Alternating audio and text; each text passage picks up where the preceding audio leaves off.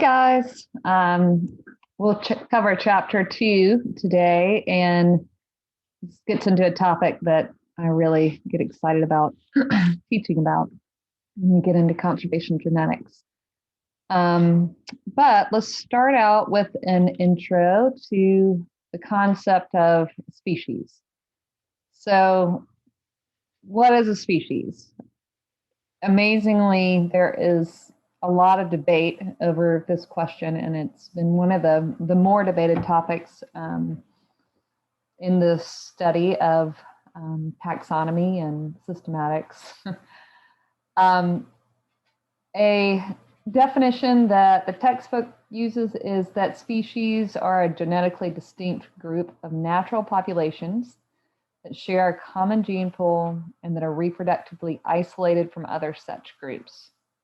So I think this is a good one for us to use for the course, but we'll look at a few of the other definitions as well. Back when we started describing species, we really thought of species as a fixed type, and even through museum collection and description, often used a type organism that was meant to define sort of a singular type for the entire species. What we know is that the name of the game is variation among individuals within a population and also among interbreeding populations. And there is no single type for a species in most cases. And that variation is critical. It's critical to understand the extent of variation within a species and among populations. And we know that variation often happens over space, geographically, and between individuals, even within a population. Classification often has two steps.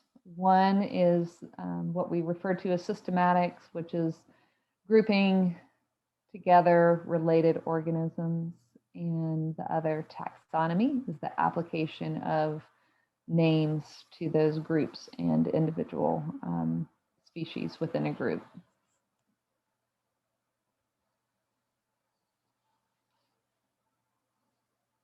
So, as I said, the species concept has probably been one of the more debated of any of the concepts in biology. And it's crucial to get our arms around the idea of the species concept. Really, through the early part of the 20th century, species were grouped based on how they looked. The morphological species concept based on body appearance alone, size, shape, other morphological features. And the logic is that distinguishing features are most likely to arise if populations are independent and isolated. We moved into the biological species concept. It was first articulated by Marr in 1942. As species are groups of interbreeding natural populations, which are reproductively isolated from other such groups. The phylogenetic species concept really hangs on the idea that a species is an irreducible group whose members are descended from a common ancestor and who possess a combination of certain defining or derived traits. And so when we work with our cladograms, we're really sort of working within that phylogenetic species concept. And some folks have suggested that the use of the evolutionary species concept makes sense in the context of paleontology specifically. So at last count, there were like 26 different published concepts attempting to provide a well-articulated definition of a species. This really does have implications for living organisms. The concept of a species is considered when we are applying the Endangered Species Act. So there's some real regulatory relevance to how we define species today. So you guys are going to have some fun with cladograms this week. I've got your first application assignment and a discussion assignment tied to understanding kind of the rules and the logic of creating a systematic system for species. Some of the basic rules of cladistics are that all members of a taxonomic group must have a shared common ancestor. And we divide those groups by defining certain derived characteristics where groups within a population have an evolutionary divide, not necessarily shared with that common ancestral taxa. So I won't go into too much more depth on this. The book provides a great description that will be helpful. If you do not have the text, let me know, and I might be able to scan those pages and send them along to you. So how do new species form? Let's talk first about just a few sort of definitions that you should have to get our head around the idea of speciation. It's important to remember that natural selection really acts on the level of the population. So the population is the group of organisms of the same species that interbreed frequently, really have unlimited gene flow amongst the members within that group. A deme is referred to as a small local population, so one where we would expect high level of genetic exchange. And a cline is a gradual shift in any one genetically controlled trait. So we may see populations along a geographic divide showing a gradual shift in, say, the color of their fur or their body size as we move northward in latitude. And a species is just generally defined in this context as similar and related populations. So what actually leads to evolution and divergence of populations? Let's talk through how a species actually comes to be. So if we have a population that somehow becomes separated, say there's a major divide, even in today's world, of something like a road or a clear cut might be enough to genetically divide two populations. Another barrier that we've seen is a founding population moving from a mainland to an island.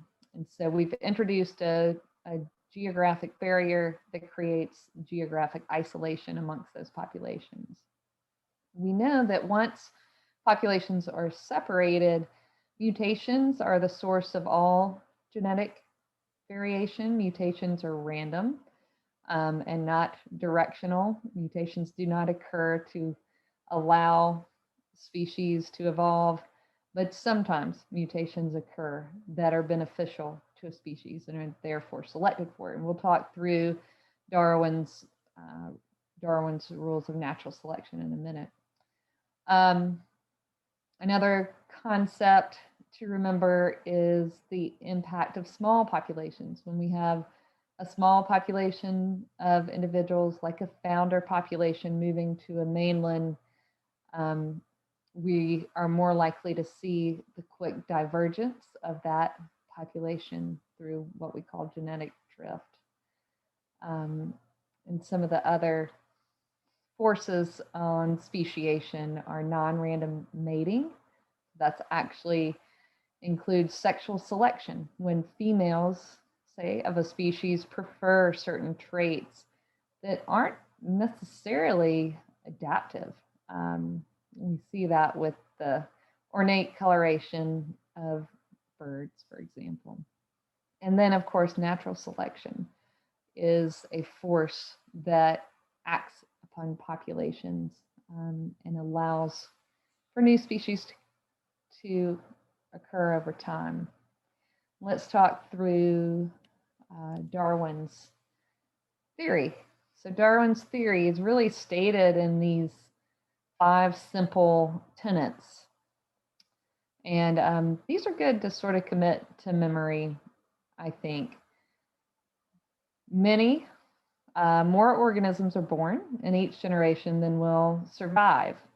So the concept of differential survival or survival of the fittest sort of fits into that premise. There's variation among individuals within a population. Individuals with certain traits have a better chance of surviving than other individuals. Sometimes those traits are new traits that have been introduced to the population that somehow give a competitive advantage to those individuals. At least some of the characteristics resulting in differential reproduction are heritable. And so that's the concept that traits that we see morphologically actually are related to a genotype within that individual. And natural selection works on the assumption that we have enormous spans of time that are available for the slow, gradual change of populations over time. So think of these rules of natural selection as they apply to populations that have become separated, populations that may have suddenly been introduced to different environmental conditions because of that geographic separation, and so might have different forces of natural selection acting on that population, which could mean that the populations will diverge more quickly than they might have otherwise.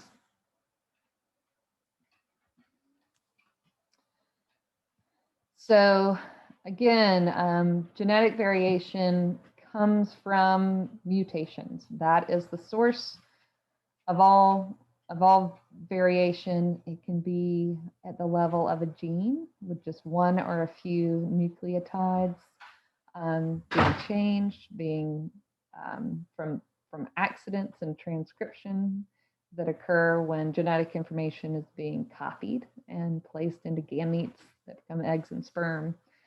It could be neutral, or maybe it alters a single protein.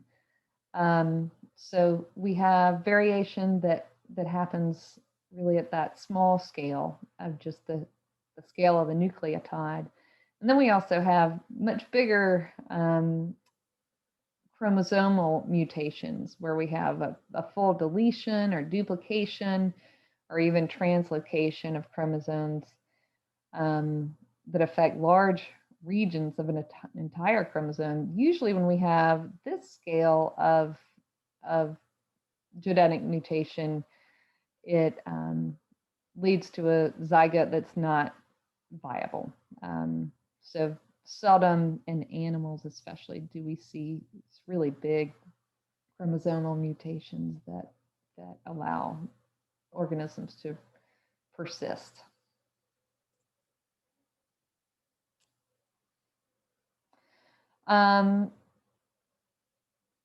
So let's talk through, we've got a population and we have had what we call the primary isolating barrier of a geographic factor that has separated a population. How do those populations actually evolve into separate populations? And once they come back together, let's say that geographic barrier is lifted, or individuals from the two populations that have now diverged come back together. How do they stay separate as species? Why don't we immediately see interbreeding again in these cases where populations that were separated and have become new species come back together? And so there's some really cool research and thought on these kind of secondary isolating factors that we see among newly formed species. And some of these are prezygotic. They happen before before the hybridization occurs, before there's the act of trying to create an embryo, and then they are postzygotic, and they happen after the fact. So let's talk through a few of these. Ecological isolation happens when the two populations or the two new species have adapted to habitats that really keep them separate. So they don't have the opportunity to interbreed. Even if they were able to, the two are spatially separated. Temporal isolation is an interesting one. You can, an easy example with temporal isolation is flowers that bloom for a short time, and even though they're very closely related, their timing of being reproductively active prevents them from interbreeding. So ecological isolation happens within space, and temporal isolation happens within time. We see behavioral isolation, and the video that I inserted here of the Clark's grebe is an example of that. Sometimes animals have really elaborate systems of mating rituals that allow them to distinguish individuals within their population and limit their breeding with those individuals. So you have to have the right sequence and the right song or courtship behavior in order to interbreed. And mechanical isolation is just like it sounds, that the parts for some reason don't work together to allow to create a gamete. And in some case, we even have systems in place in organisms that do not support egg or sperm of the other individual to join and create a zygote.